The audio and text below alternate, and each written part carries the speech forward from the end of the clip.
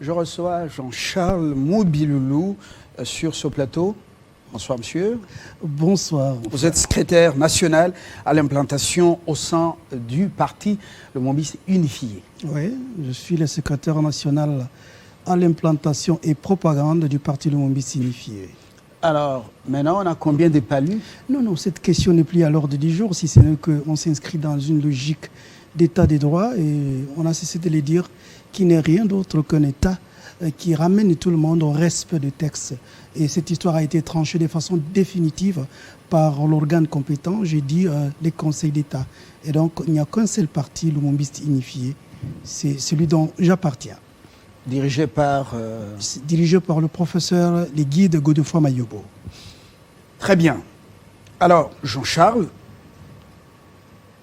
les hommages à Lumumba. Vous êtes Lumumbiste, Oui. votre parti, Lumumbiste par excellence. Depuis plusieurs années, Lumumba a été une étiquette sur une marchandise politique.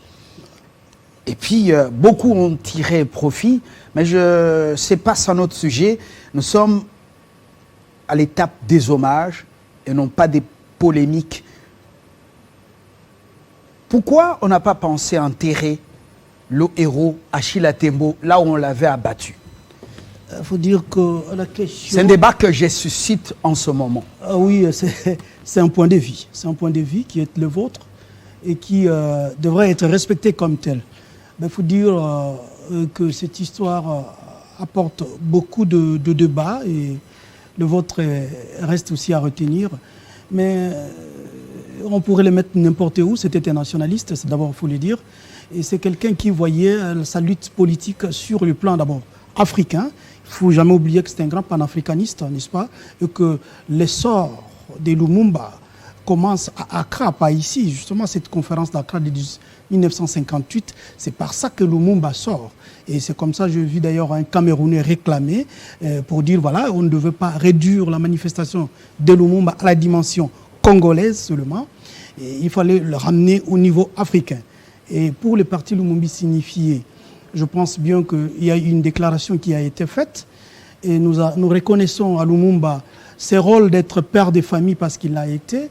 Mais nous voulons quand même mettre sur orbite que le fait qu'il soit mort n'était pas par rapport au fait pour lui d'être père de famille. C'était parce qu'il était porteur d'une vision politique. Et la mort de Lumumba, c'est plus pour disparaître une philosophie, une vision politique.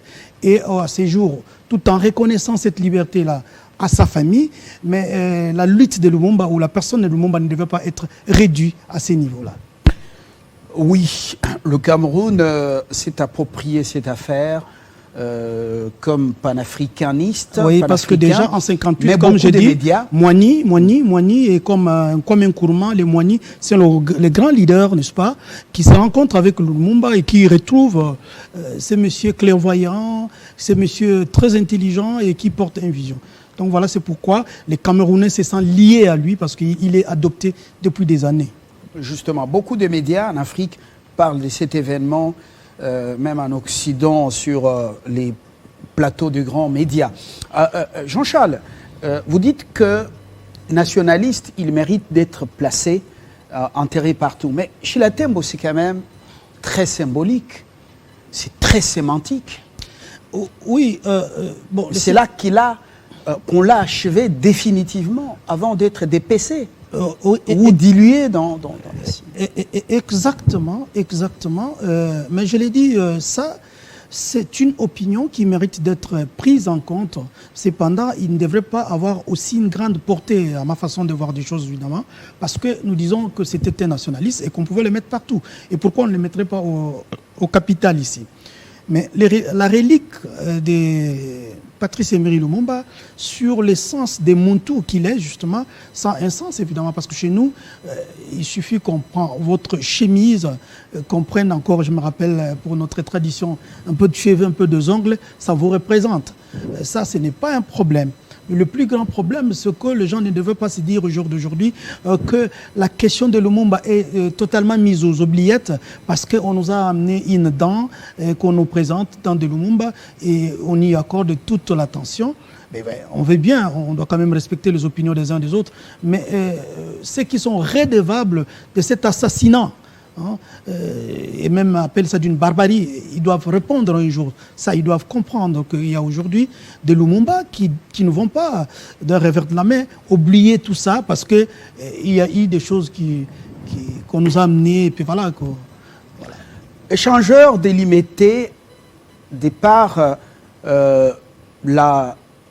donc les concepteurs, c'est le symbole de la gloire, le symbole de richesse, de la fortune. Vous voyez, au-dessus, c'est le cuivre.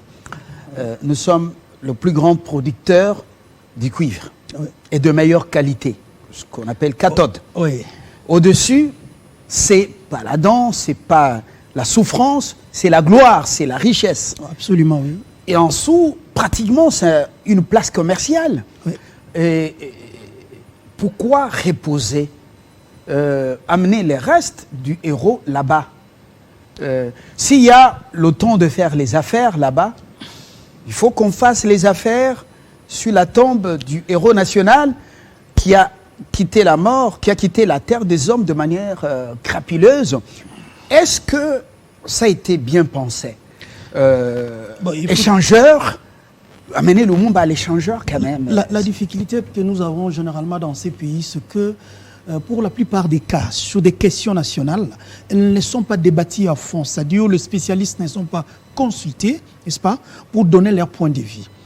Mais disons que nous avons quand même les autorités, les pays, les représentés par les personnes qui incarnent naturellement ces institutions et qui ont un pouvoir, justement, qui décident. Mais s'ils ont décidé ainsi, eh bien, nous pouvons dire, voilà, tant mieux, faisons, ce n'est pas la plus grande chose. Mais nous cesserons de rappeler que la lutte de Lumumba, j'ai vu mon prédécesseur, Charles, qui dit, il faut chanter, c'est le grand-père. Lumumba n'est pas mort un grand-père, c'était un jeune homme, non? Un jeune homme qui est en fleur d'âge, qui meurt, c'était pas un grand-père. Vous voyez ses enfants, évidemment, mais il est mort en quelle année? C'était pas mort un grand-père. Donc, du coup, il faut dire qu'il faut circonscrire chaque chose à sa place.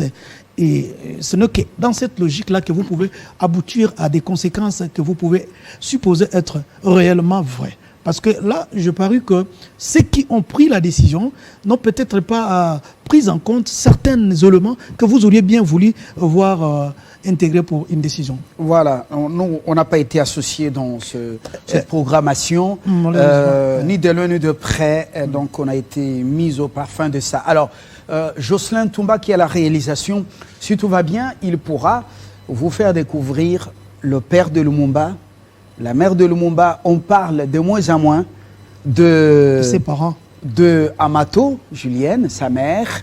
On parle de moins en moins de comment on appelle Lotenga, à ce que je sache.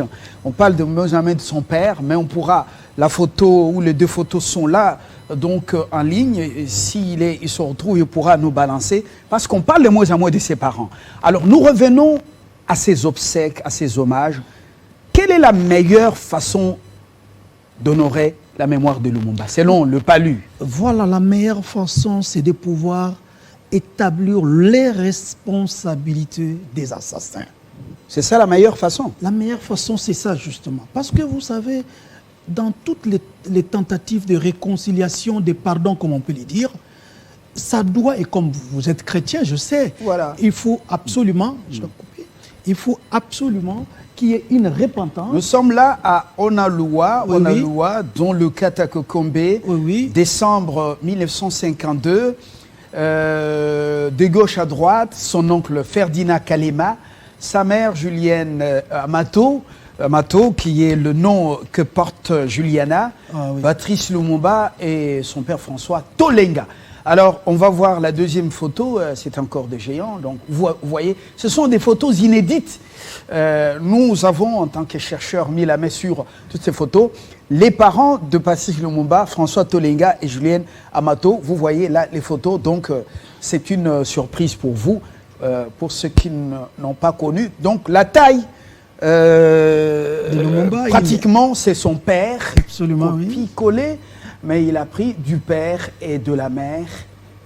Vous le voyez bien. Donc, on parle souvent de l'homme, mais on ne parle pas de ses parents. C'est une surprise pour vous ce soir que nous vous avons réservée. Ah oui, généralement, on reste trop sur le principal et par moments, on ne tient pas compte des collatéraux.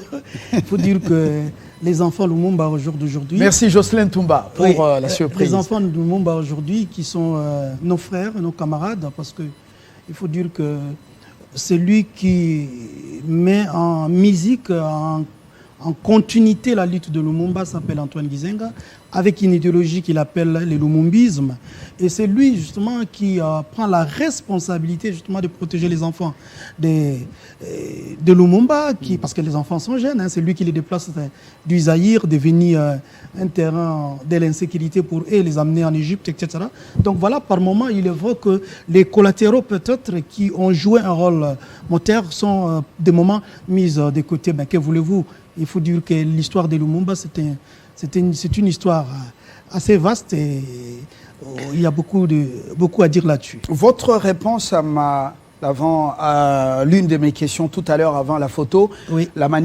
La meilleure façon d'honorer la mémoire de Lumumba, c'est donc d'établir les responsabilités, juger les assassins ou les commanditaires. Le simple pardon ne suffit pas. Aujourd'hui, vous savez, Lumumba est tué par... Lumumba, il n'a eu un gouvernement qui n'a fait que 2 mois et 13 jours. À la base, c'est quoi? C'est les pays occidentaux, c'est les multinationales, justement, qui refusent et qui décident sur le sort de Lumumba. Et il en était de même hier avec Mouzé. Aujourd'hui, Tshisekedi, il en souffre, ce sont les mêmes multinationales. Nous sommes des nationalistes, on n'a pas peur de le dire. Ce sont les multinationales qui sont derrière le Rwandais. N'est-ce pas? Parce que le Congo, hier c'était la première guerre mondiale, il fallait du caoutchouc, c'était la deuxième guerre mondiale, il fallait chercher Hiroshima, Nagasaki, les matières premières. Aujourd'hui c'est la course aux armements, il faut chercher tout ce qui se passe. Et c'est la RDC, ce sont les multinationales qui sont dedans. Alors, ces cycles qui s'installent, et on trouve pratiquement les mêmes personnages qui sont là et qui sont à la manette qui dirigent, nous devons à un certain moment réfléchir. Parce que de ce côté-là, ça ne change pas. Ça ne change pas. Est-ce un petit pardon suffirait pour que nous puissions tout oublier pendant que c'est un cycle qui s'installe? Dans l'histoire, beaucoup de peuples ont payé de cette injustice. Les Chinois viennent de très loin, les Sud-Coréens, certains pays arabes. Alors, est-ce qu'il faut s'apitoyer sur son passé? On ne va pas s'apitoyer là-dessus. S'il vous plaît. Oui. Ou il faut se relever pour défier. Les Chinois étaient interdits d'accéder à certains sites, au même titre que les chiens. Aujourd'hui, les Chinois sont respectés. 62 ans après ou 61 après. Je suis tout à fait Est-ce que nous avons, s'il vous plaît, est-ce que nous avons pris conscience pour pouvoir relever les défis et puis aller au-delà des humiliations? Je suis tout à fait d'accord avec toi, mais tu seras naturellement d'accord avec moi qu'une société comme ça doit être reconstruite tenant compte de plusieurs aspects. L'aspect qui consiste justement, celle que vous évoquez, à transcender ces difficultés, à transcender tout ce qui consiste à dire, voilà, restez assis, mettez-vous debout, je vais dire, battez-vous, c'est un élément. Mais c'est aussi un autre qui consiste à dire, voilà, qui a fait du mal, monsieur, vous avez fait du mal et ne le fait plus. Voilà, ça aussi, ça mérite d'être pris en compte. Et c'est là que je suis. Et sans pour autant mettre de côté ce que vous évoquez là. C'est vrai que le Congo, aujourd'hui, nous devons nous réveiller. Nous ne devons pas rester assis là en train de nous pleurnicher de ce que les Belges ont fait hier, n'est-ce pas? Nous devons dire, allons-y de l'avant. Mais voici ce qui se passe en Ukraine actuellement. Mais les Occidentaux sont là-bas. Mais c'est moins différent de ce qui se passe à l'Est. Ils utilisent l'intelligence. Exactement. Alors, est-ce que c'est cette intelligence qui nous manque aussi, de pouvoir ménager la chèvre et le chou, et pouvoir transformer nos adversaires, plutôt nos ennemis d'hier, en nos partenaires? Est-ce que cette intelligence nous manque? Non, cette intelligence ne nous manque pas.